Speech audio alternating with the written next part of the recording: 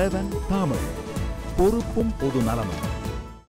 உடுமலைப்பேட்டை அருகே கல்லாபுரம் பகுதியில் தண்ணீர் இல்லாமல் நெற்பயிர்கள் காய்ந்து வருவதால் விவசாயிகள் வேதனை அடைந்துள்ளனர்.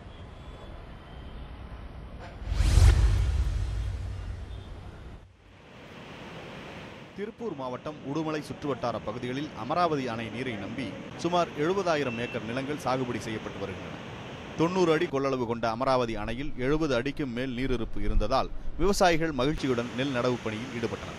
ஆனால் கடந்த ஒரு மாதமாக 1200 கன அடி தண்ணீர் திறந்துவிடப்பட்டதால் தற்போது அணையில் 15 அடி தண்ணீர் மட்டுமே உள்ளது. தண்ணீரின் அளவு வெகுவாக குறைந்துவிட்டதால் தண்ணீர் திறப்பதை அதிகாரிகள் நிறுத்தி வைத்துள்ளனர். இதனால் கல்லாபுரம் பகுதியில் சுமார் 700 ஏக்கர் நிலங்களில் பயிரிடப்பட்டுள்ள நெற்பயிர்கள் கருகியுள்ளன. அமராவதி டேமில் 60 அடி தண்ணி இருந்தது. அதை நம்பி தான் நாங்கள் இந்த 2ஆம் போகத்தை நட்டோம். ஆனால் இப்போ பார்த்தீங்க அப்படின்னா வெறும் 20 அடி தான் இருக்குது. தண்ணி வந்து அதிகபட்சமாக ஒரு வரைமுறை இல்லாமல் ஒரு கணக்கு இல்லாமல் அவங்க சைடில் திறந்து விட்டாங்க. அதனால் பார்த்திங்கன்னா எங்கள் ஏரியாவுக்கு இப்போ தண்ணி இல்லை. விவசாயத்துக்கு பயிரெலாம் காஞ்சிட்ருக்குது. உடனடியாக தண்ணீர் திறந்து விட்டால் மட்டுமே கருகி வரும் நெற்பயிரை காப்பாற்ற முடியும் என்றும், இல்லை என்றால் விவசாயத்தை மட்டுமே நம்பியுள்ள தங்களின் வாழ்க்கை கேள்விக்குறியாகிவிடும் என விவசாயிகள் தெரிவிக்கின்றனர்.